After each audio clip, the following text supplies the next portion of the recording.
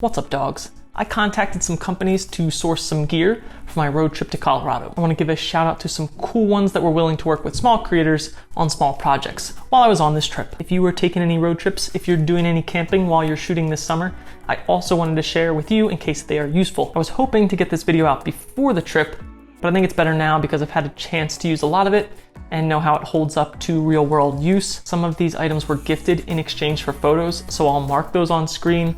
We'll cover them first, and I'll list them separately in the description. Everything beyond those that I linked to down below, I've purchased on my own. And for context on the trip, I drove 1,937 miles from Pennsylvania to Colorado, spent $179 in gas, $182 in lodging over 5 nights. I was able to keep it affordable with several planned tent nights. So this is more of a rustic trip if you're used to hotel or Airbnb stays every night, or more like glamping if you're already into backpacking and more serious overnight adventuring. First up is the CLIQ chair. I jumped right from moving out of my apartment into this road trip.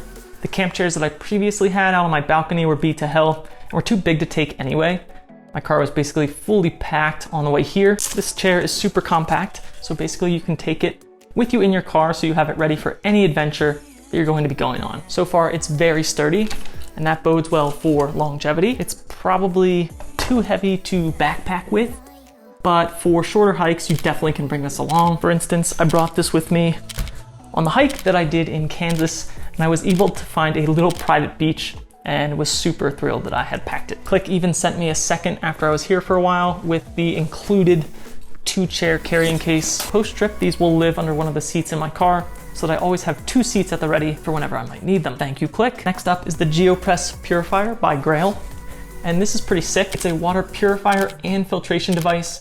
Works like a charm, and I've used this extensively on the trip so far. I've used it as a Brita filter replacement in state park wash houses, hotel and Airbnb sinks. I've also sipped from some streams and snowmelt here in Colorado while hiking. On the hikes here, when there's a good chance of catching running water, I've packed a Nalgene in my bag as a backup, and then clipped this onto the front of my bag and filled up in streams along the way. And at this time of year in Colorado, it's super refreshing to fill up with super cold running water. Because it's not a straw, you could share with others, or use this for emergency preparedness in your household. Thank you, GRAYL. Next is a hammock and tree straps made by NAKIE. You've probably seen packable hammocks before, but some of them are too small and have some drawbacks. What makes this one nicer is the sheer sturdiness and room. It's a double rated up to 500 pounds, and it comes with tree straps, which I found out were key. The state park in Kansas had hammock stands, but they weren't a perfect fit for the hammock itself, so tree strap remedied that quickly. Also, NAKIE has a heavy focus on the environment. The hammock is made from 100% post-consumer recycled bottles, 37 of them. They're planting 4 trees per purchase,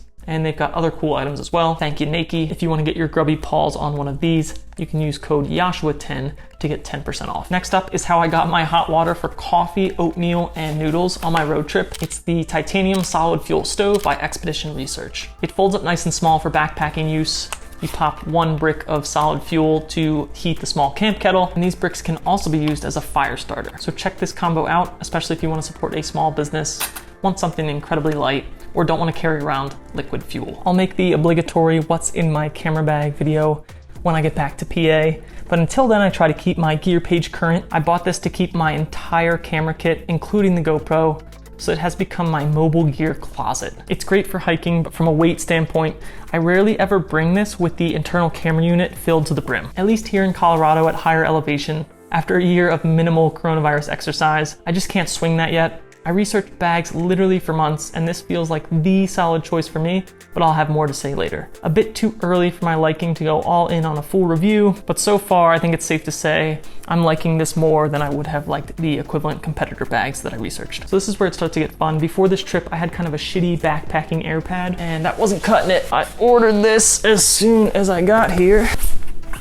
and it has literally been my primary bed here on the floor for over a month. By the time I actually get home, I'll have logged over 50 nights sleeping on this pad. I dislike traditional air mattresses and sleeping on couches, so I splurged on this to be able to use it in the tent and to use it anytime I needed a compact solution for crashing on floors in my travels. It's self-inflating, and it only needs a few puffs to top it off. It has an internal foam core, which makes it work way better than air only, at least for me. And it has other cool features that I'm excited to try out once I'm in the tent.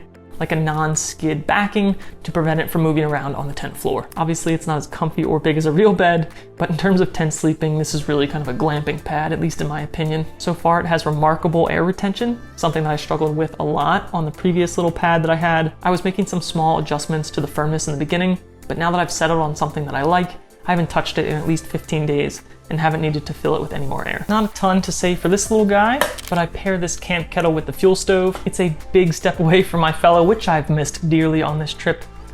So that's the way the road, bubs. This here, the one man, I've had for about a year, and I would recommend this for the most compact solution. That comes with the big caveat: if you don't need a one-person tent, probably go with their two-person version. I appreciate having the smaller footprint on the road trip for sure, and I got the one person if and when I start backpacking, but on a normal 2 or 3 night local-ish camping trip, it would be super helpful to have a little bit more space for stuff, to use it for 2 people, or more importantly, 10 more inches of ceiling height. I'm only 5'8", and I can't keep much comfortably inside here when I'm in there sleeping. Also, I can barely sit up. The rainfly extends to create a little covered porch, so that's usually the small section that I keep my boots, my flashlight, my water, maybe a sweatshirt or something. Either way, it's held up great and it's super quick to set up. And to pair with the sleeping pad, I've got this little sack. It's made by Hike and Bike. It's very warm, too warm for midsummer or warmer climates. Otherwise, it's nice and toasty. I think my night in Kansas was 45 degrees Fahrenheit, and that felt very comfortable. I've used it at around 30 degrees Fahrenheit in Pennsylvania last fall, and now with the much more insulated sleeping pad, I'm excited to hit some PA parks in the late fall later this year. If you're new here, my name is Dan Joshua. I'm a creative entrepreneur, and I'd like to help you learn, make, and monetize for your creative and photography projects. If you'd like to support me and what I'm doing on this channel, the easiest way to do so